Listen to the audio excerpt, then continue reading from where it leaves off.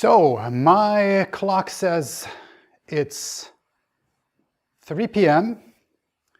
So welcome to my modest place. I hope you can see that in the Zoom link. Please give me a thumbs up if that works. Excellent, wonderful. Now, of course, we're not here to meditate. We're here to do some math and packing and covering and all that.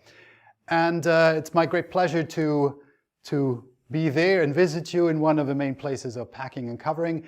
And of course, I'm very happy and honored to have you here as a nice audience. There's, for those of you who have trouble with the quality, there's a YouTube live stream going on in parallel. If you switch to that, you'll get a little better quality, and the recording will be there as well. So that said, let's go for the talk. And for that, just a quick thingy here.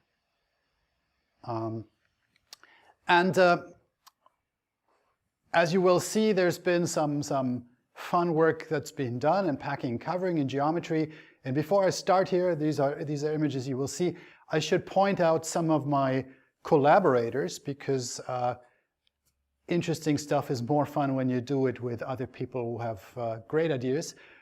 First of all, let me highlight Philipp Keldenich, who just at the end of last year finished his PhD, and major parts of what you will see here are part of his thesis, and he's been doing more as well, and I'm very sure you will hear more great things from him.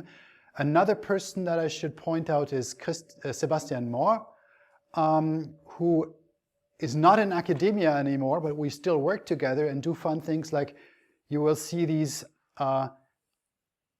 algorithmic instructions without words in the style of instructions for something else. We'll get to this. And he actually single-handedly managed to solve one of these large outstanding packing problems, which we'll see in a moment. And here's Christian Schäffer, who's been with us, who's now in Münster. And also, these are two Indian undergraduate students we worked with from IIT Bombay. They were second-year students, worked with us, contributed great things to this work. And towards the end, you will see a few more things because some of this is ongoing, and I'll give you a quick glimpse at something which is just fresh, hot off the press. Okay, so we're talking about packing. And when you do packing, of course, you remember a time when people would travel, and when people would travel, they would be facing with this kind of thing. So that's one of the great things about the pandemic. We don't have to face that kind of stress. But of course, we'll be talking about packing circles. And so with circles, you get all these situations where you're packing circles in a circle or in a square. Now, these are different size circles. These are same size circles. Here, that's a Wikipedia image, different size circles. And something here, that's a cross-section of another cable, or that kind of thing, which is also something mechanical, with different size circles. And now, of course, packing problems with one-dimensional objects is already challenging, but when you go to 2D, in particular to circles, then things get really, really nasty. So let's talk about the difficulty of this whole thing. And the difficulty is something that people have looked at. So packing squares into a square, this is from roughly 30 years ago, where some colleagues then showed if you give me a set of squares of not necessarily the same size, deciding whether those can be packed into another square, that is difficult. And the idea here is that you take a set of items. This is actually a 1D reduction. So this is a symbolic picture for 3 partition. So what you have is a set of numbers. And what you want is, if it exists, a partition into triples that all add up to the same total. So something like this. That is known to be hard. That's 3 partition. And so what they showed is, if you do the same thing For squares, you can basically take this and embed this here in a set of squares, and that's why this is hard. Now, I'm talking about circles here, so there's another question like what happens with circles. And so roughly 10 years ago or so, Eric and Robert Lang and I showed that this is hard for packing circles. And the idea is also pretty much the same here. You get a set of circles. So this is a setup where you basically arrange the whole thing to have a 3-partition reduction. So when you take these big circles, there's only one way to do this. And then when you zoom in here, you get some smaller set of circles like this. And when you zoom in further, you see that there are these pockets, and you can create enough of these pockets. And then the 3-partition reduction is basically encoded in these 3 circles. These 3 circles are slightly modified by these amounts indicated by the 3-partition numbers. And that will fit if and only if the sum of these is bounded by the same thing, by the same upper bound. And then you basically get a 3-partition. That's sort of the idea for that reduction. Now, there is a connection to origami. So origami, I'll show that a little later. People are interested in constructing, folding things, and that actually does have a close connection to circle packing. I'll show you an image later, and then you'll see how that works. And there's a question, does the hardness proof extend to d-dimensioned? I mean, is d-dimensional sphere packing also hard? And the answer is basically yes. Things don't get easier in higher dimensions. Of course, we'd have to talk about like what you are given and what you can do, but it's not completely trivial, but it should be relatively straightforward to do this. You'd have to play around with the coordinates a little bit, and then we'd have to talk about like what is given, like what is your container, and so on. But it can be done. It can be done. We haven't thought about this explicitly. So obviously, like waving my hand saying, yeah, it can be done, doesn't mean that it's not worth looking at the details. So if you feel motivated to look at the details and write it up, by all means, go forward. Not known for squares. Okay, well, we'll talk about this at the end of the talk, I guess. You mean then for cubes? Because cube is known. So, okay. Well, I mean, computational geometry usually stops in 3D, but I'm very curious to hear more about that. Let's do that in the discussion in the end. The main point of what I'm talking about today is not so much complexity, it's a different kind of difficulty, and we'll get to that. Right, so that's the theorem, and you can do that for circles and circle. That's the same kind of idea. Now, I was talking not just complexity, but also like practical difficulty. Just because a problem is known to be NP-hard doesn't mean it's prohibitively difficult. We know the traveling salesman problem can be solved to prove optimality for 5-digit numbers, but it turns out circle packing is really, really nasty. So when you take same size circles and you want to find out like what is the densest packing of a relatively modest number, 13 circles in a circle, that is already pretty involved. You get these kind of things, and of course the reason is because coordinates get really nasty, and that's also why it's not even known whether this is an NP. And yeah, so the arguments get really complicated, but that's sort of the upper limit of what is known, where it's not just conjectured what is the best solution, but also prove it. And with that, here are some examples of known optimal circle packing. And notice these are all the same size. But you get an idea of that if this is sort of the upper limit of what people are able to do, then to prove it's nasty. So here are a few other things. So these are limited size. This is circles in circle. And a bit more circle and circle. And some more. So, and there's open problems. So this is something which is roughly 60 years ago. Erdős had a hand in that. This is about packing circles in a triangle. Just goes to show these problems are not just difficult as in complexity is known to be hard, but just in all sorts of ways, whether you look at it from a mathematical point of view, from a provable optimality, also from an algorithmic point of view. These are really, really hard. So this is where I'll talk about density, because remember in 1D, if I give you a set of objects in 1D and I ask you, do they fit into a container, it's really easy to check, because all you need to do is look at the total area, the total volume, and see whether that's less than 1, and then it fits. In 2D, as you saw, that's not so clear, because squares, the area is clear, but does it fit? That has something to do with the shapes.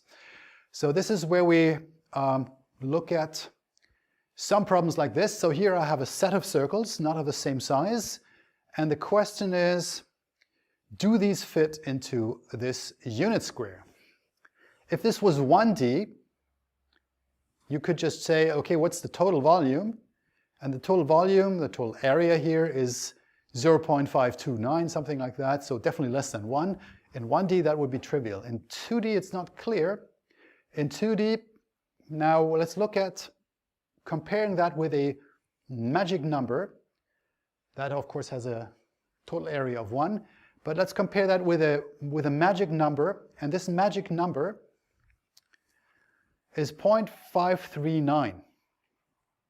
And it turns out this number is less than this magic number. And one of the main results that I'll show you today, I'll give you an idea of a proof, and there's more in that flavor, is just checking that against the magic number is enough, regardless of all these complications with coordinates and 2D and complexity and so on. That is enough to know, just looking at the total volume, that this will fit. So here I just press the button and I say, yeah, that's enough, because the total volume is less than this magic number. And turns out, yeah, sure, you can do that. There's an algorithmic proof for that that's coming up. So what we're looking at and what we're looking for is this magic number. What is that magic number, and is that a tight magic number? What can you say about this? And technically, this magic number is the critical threshold between areas for which you can always, regardless of the distribution of shapes, the allocation of area, can always pack it. So that means any set of circles whose total area is at most this can be packed into a unit square. If you move to something larger, there are sets of circles that can no longer be packed. So this is what's called the critical density for packing circles into a square. And I'll give you a constructive proof of this. I will show you why that works, and that comes with an algorithm. So let's look at that, and let's look a bit at history. So we're not the first ones to look at these kind of problems. I'll show you in a moment why we were interested in that.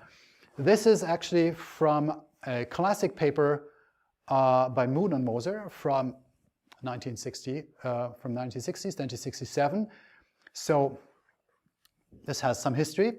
And what they showed in this is that this is a critical example for packing squares into a square. When you look at this, you see that's total area 1/2. I mean, there's checkerboard, and that's what happens. If you make one of these two squares a little bit bigger, it will contain the center of the big container square. So if both of them are a tiny little bit larger, then they will overlap in the center.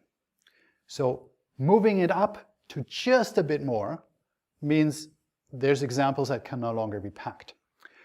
So what I should show you now is that this is a worst case example that this is critical density for these squares, which of course are easier than circles.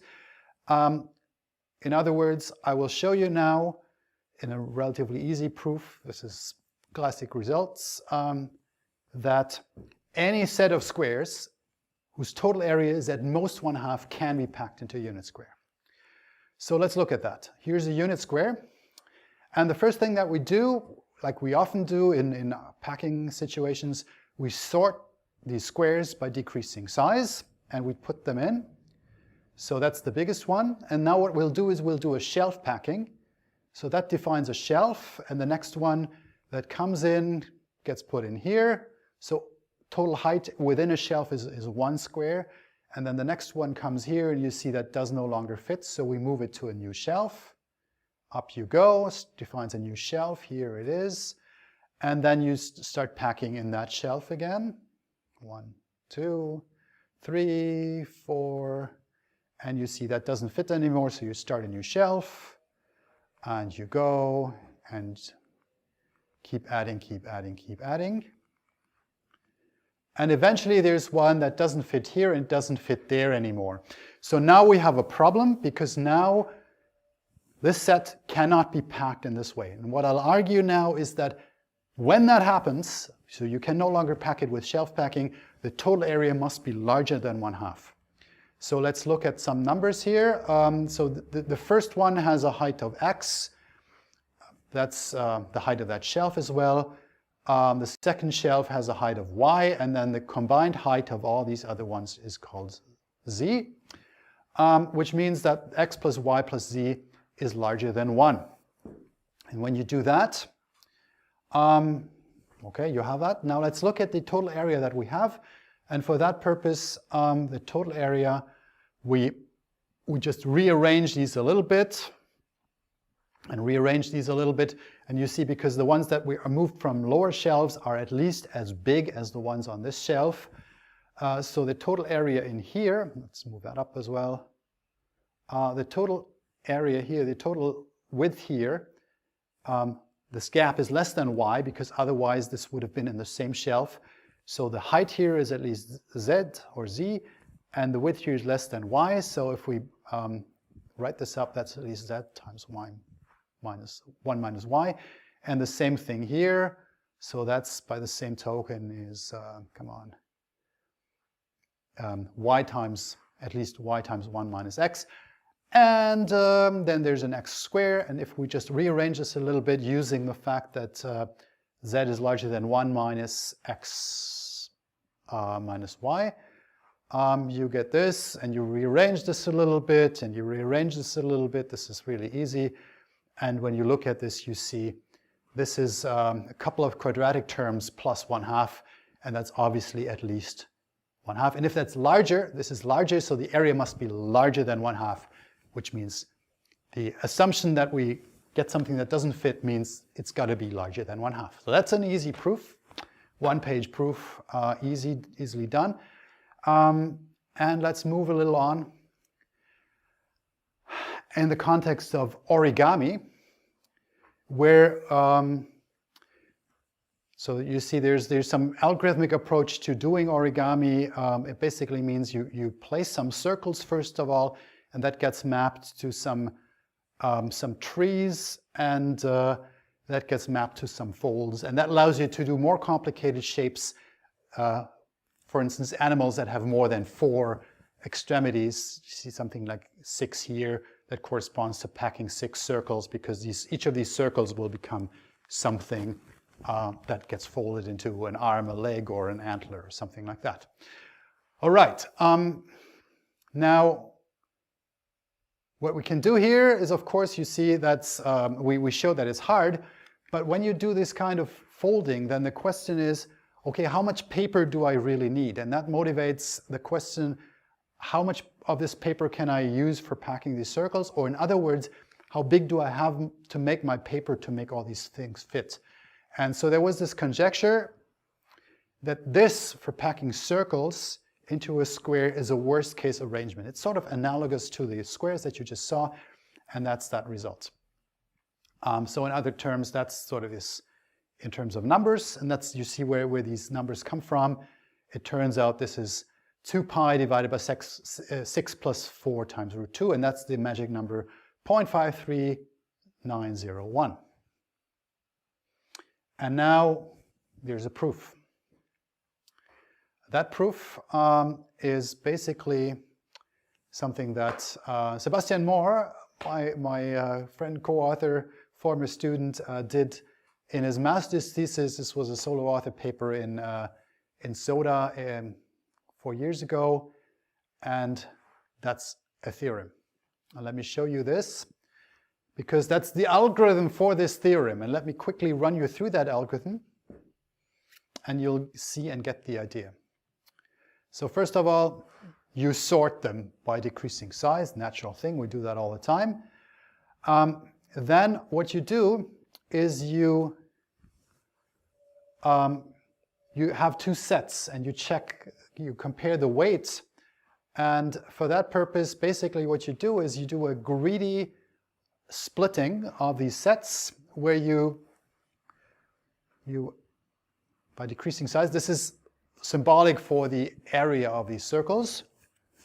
So you add up something to the smaller set, and you keep adding the next one greedily to the smaller sets, and then the next one will go here, and it will go here, and it will go here, and here, and here, and here.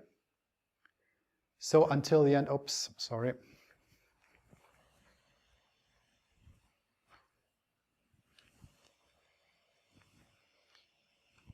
So you see the last one that you then in the end have is smaller than the difference between these 2 sets.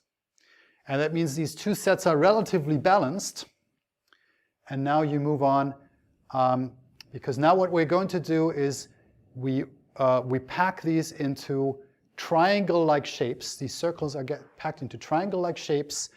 Now this is the total area of this one part and the total area of that one part, and you recursively subdivide the sets within these. You keep doing that, same thing again, until in the end you get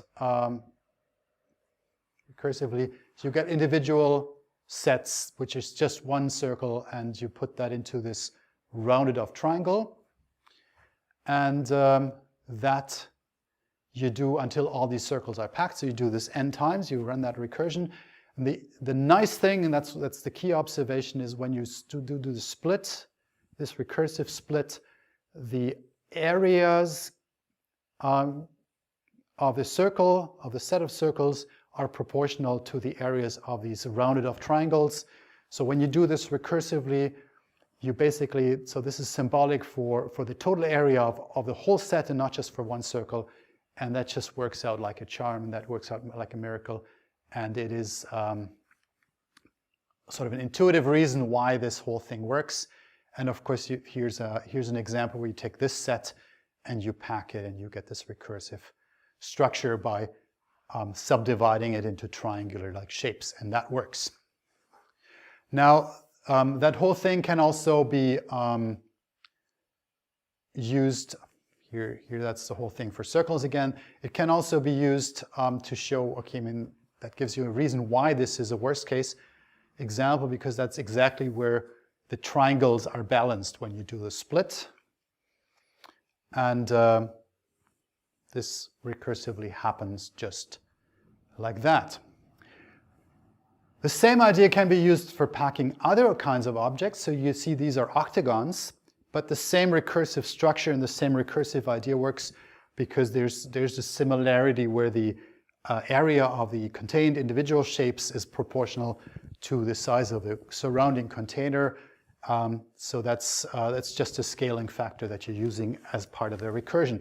So you can use that for octagons. You can use this for these kind of hexagons, which are not necessarily regular, and the same kind of thing here again. And there's a joint paper we had a couple of years ago on these kind of things. Now let's move on, because circles in a circle, that's what I want to show you here. And I will wave my hands vigorously. There's some some ideas of how this works, but it turns out circles in a circle is less nice. You can do it, we can do it, I'll show you how that works, but there's no simple, elegant, recursive argument like this, this cutting recursion, because here's the thing, when you do this recursion, you subdivide to a triangle, then you get triangles, triangles, triangles, so it's always the same kind of shape. Once you start subdividing a circle, you no longer get circles, and if you keep subdividing it, it doesn't really work. You could, of course, use an inscribed square, which you then subdivide further, but then you lose too much area and you're not getting into critical region. So that turns out the worst case example. It's easy to guess, I'm sure you could come up with that, is this. And when you look at this, this is half the diameter, so you get 2 of them, so you get 2 times a quarter. That's 1/2, just like for squares, because the items are similar to the container. And when you do this, you need a bit more machinery. So we're using some recursion,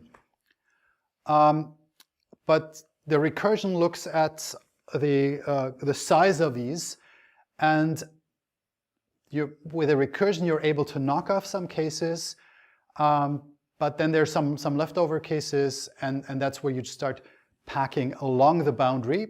This is symbolic for this kind of step, and then you can use other things where once you start packing along the boundary, you pack along rings, and you may have to subdivide these rings in slices again, and then depending on where you are, you need to circle around. So it's an algorithmic proof that in the end, but it's less elegant and more complicated and more blood, sweat, and tears to make this work. So showing you a few images of how this whole thing works. So the recursion basically says, if I have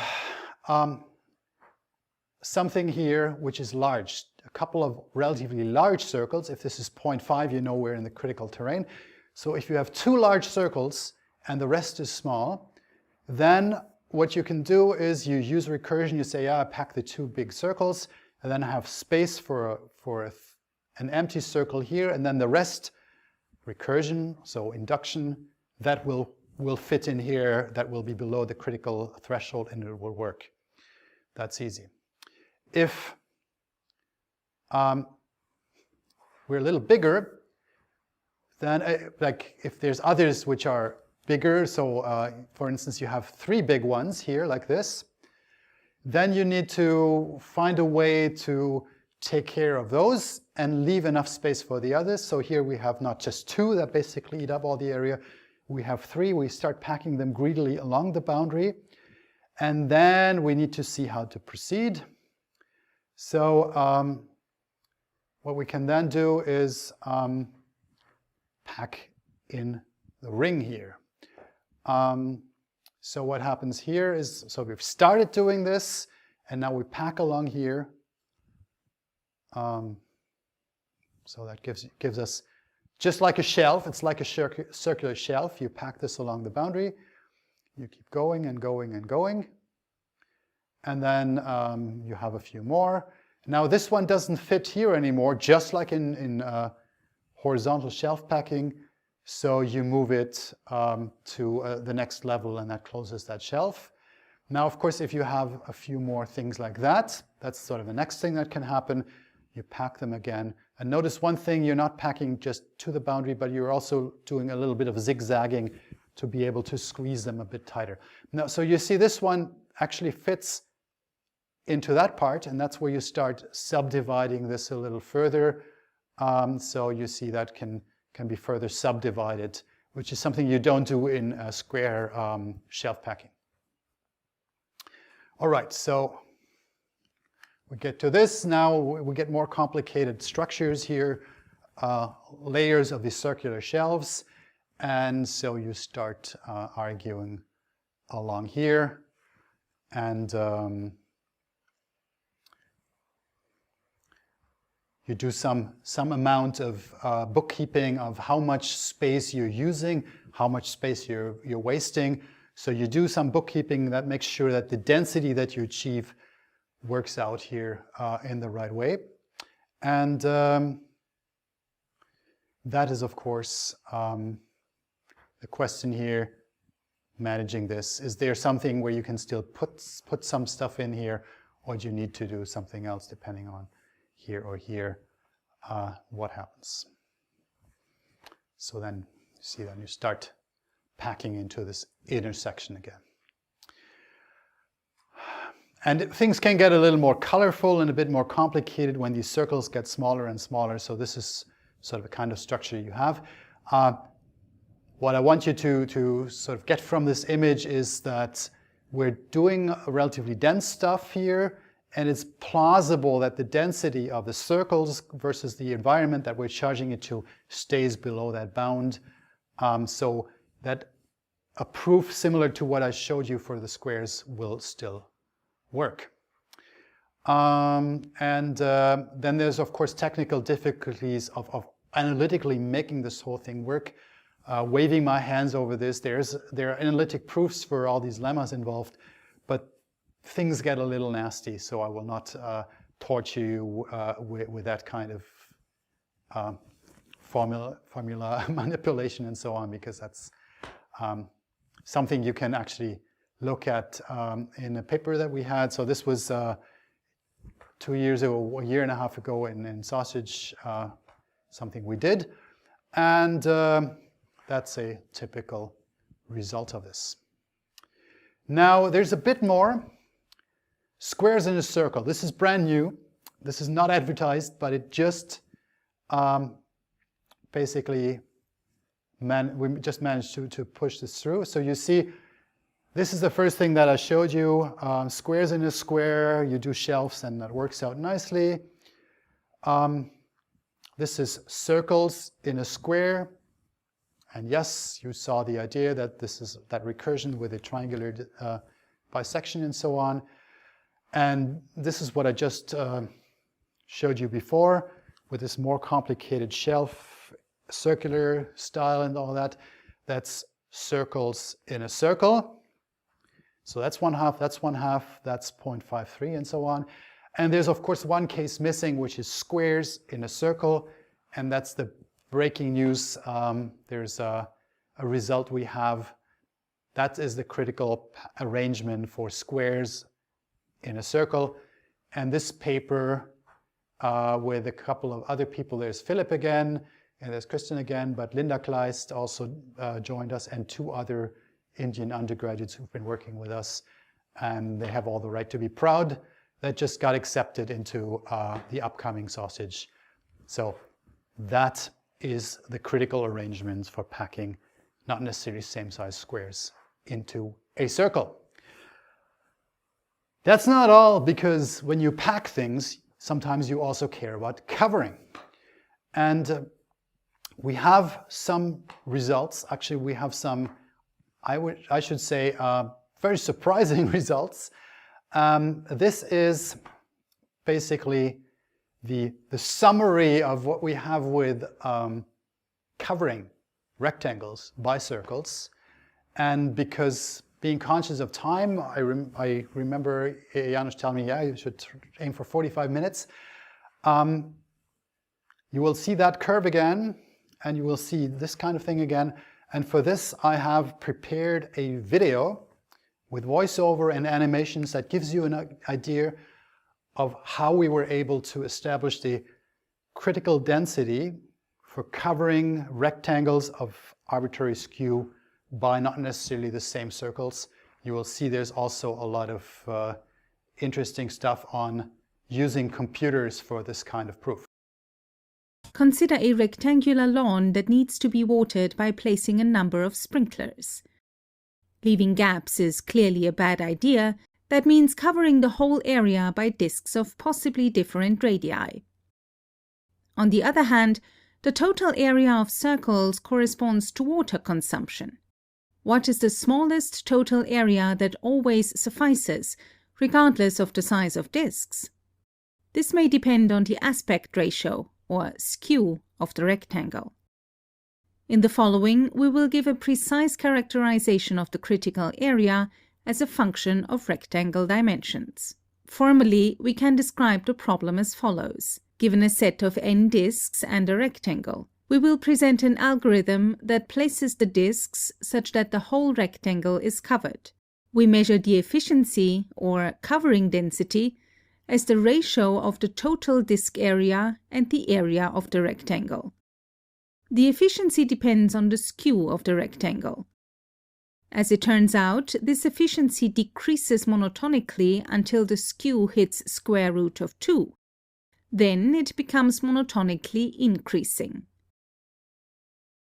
This efficiency is worst-case optimal. For any skew, there is a covering instance for which our algorithm has optimal efficiency. For details, see our technical paper. In the following, we will give a visual description of our algorithm and its analysis. We will consider our approach on 3 levels. The first level comprises the algorithmic core, consisting of individual covering routines. On the next level, we bundle covering routines to overall covering strategies. On the third level, we consider how the routines and strategies tie in together for an overall case analysis. We start with the covering routines. Each routine considers the sorted set of disk radii as its input and checks whether its individual requirements are satisfied. These are only based on the first large disks, 4 in this example. If the radii of these disks lie in the required intervals, a routine can be applied to ensure coverage. Here the routine works as follows. The considered disks are placed according to the specific routine, such that a smaller rectangle remains, which is covered recursively with the remaining disks. This describes an individual routine. The algorithmic core consists of a large set of such routines. A specific technique that is used repeatedly is greedy splitting, which works as follows.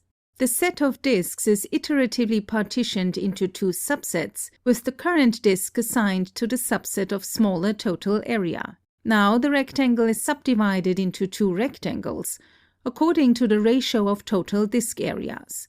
These subrectangles are recursively covered by their respective disk sets. A crucial property of greedy splitting is the following. The difference of areas is not bigger than the area of the smallest circle assigned to the larger subset. Another important technique is wall building. This consists of stacking disks in an overlapping fashion and spreading them out until the total height of a subrectangle is covered. A key issue is to balance the height and the width of this rectangle. A third technique is to make use of size bounds for the considered disks. A number of routines achieve a better efficiency for a subrectangle than for the full rectangle. Overall, these covering routines and the used techniques form the algorithmic core, with wall building and size bounds closely connected. If the disk sizes are relatively uniform, wall building achieves high efficiency. If, on the other hand, the sequence of disk sizes has some significant drops, there must be relatively many small circles, so using size bounds achieves a higher efficiency. Next, we consider the level of covering strategies. Here we have 3 different elements. One is the approach based on lemma 3 from our paper, which uses a size bound to achieve a high efficiency independent of the shape of the rectangle. The second is our main results applied inductively. The worst-case optimal cover is a function of the skew, with the worst case for fat, square-like rectangles consisting of 3 disks and of 2 disks for skinny, elongated rectangles. The critical skew is 1.035, for which both cases yield the same efficiency. The third element uses size bounds. Here we consider a large number of routines with up to 7 disks, which leads to a relatively complex case analysis. Next, we consider the level of overall case analyses. We start with the strategies for lemma 3. Basically, we use greedy splitting and consider the resulting subdivision into subrectangles. If these are fat, we use the strategy of theorem 1. Otherwise, we recursively use the strategy of lemma 3. Next, we consider the strategy of Theorem 1. In the following, we sketch the approach used in the automatic part of the proof. The fundamental idea is to perform a case analysis based on the skew of the rectangle and the largest available disks. In the following, we sketch a simplified version of the high-level structure. Note that the actual subdivision tree underlying our proof is much larger than the tree sketched here. Overall, we want to verify automatically that for every lambda greater or equal to 1 and all possible values for the radii of the 4 largest disks, there always is a strategy whose success criterion is met. The size of a single disk that can cover the entire rectangle is a natural upper bound for the largest radius that we have to consider. We begin by subdividing the possible values of lambda into a finite number of intervals. Intervals close to 1 correspond to the case where the region is almost a square. Subsequent intervals overlap in a single point. A rectangle with aspect ratio square root of 2 has the best worst-case covering area. This means that a simple recursive greedy splitting approach cannot work. Only an exact subdivision of the rectangle into 2 equal parts maintains the aspect ratio and thus the guaranteed density. Above a certain point, lambda bar, the normalized worst-case covering area increases monotonically with lambda. This is due to the fact that large disks are bad at covering long rectangles. If the largest disk's radius is bounded, lemma 3 provides a bound that depends on the radius of the largest disk instead of lambda. Above that threshold lambda bar, we can manually prove our result. This holds for all possible radii and thus finishes the proof for large lambda. For values of lambda between 1 and that threshold, we need to consider subcases based on the sizes of the largest disks. For instance, if the largest disk R1 is small, we can directly apply lemma 4. For larger R1, we may need to consider more than one disk radius, thus introducing subcases for R2. For instance, if R2 is small, we can place R1 covering a square in a corner of our rectangle, subdivide the remaining disks, and recurse on the uncovered rectangular regions using lemma 4. If R2 is large as well, we may need to consider R3 explicitly. For smaller R3, we can use several different strategies. Here is an example. If R1, R2, and R3 are close enough to the 3-disk worst-case configuration, we have a manual proof that we can cover the rectangle. Let us also consider covering a longer rectangle. In this situation, both small and large disks are unproblematic.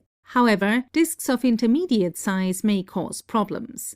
This means that we again have to consider cases for several disks. We consider up to 4 disks in the proof of Theorem 1. The proof of lemma 4 even considers up to 7 disks. If we approach the 2-disk worst-case configuration, we again have a manual proof that shows that if the 2 largest disks do not suffice to cover the entire rectangle, there must be sufficient disk area left to cover the remaining pocket. In the actual proof, we are still left with a considerable number of low-level vertices in the tree. These are analyzed with the help of interval arithmetic, leading to a large number of cases that are carried out by automated provers. This sketches the framework of the overall constructive proof on all 3 levels.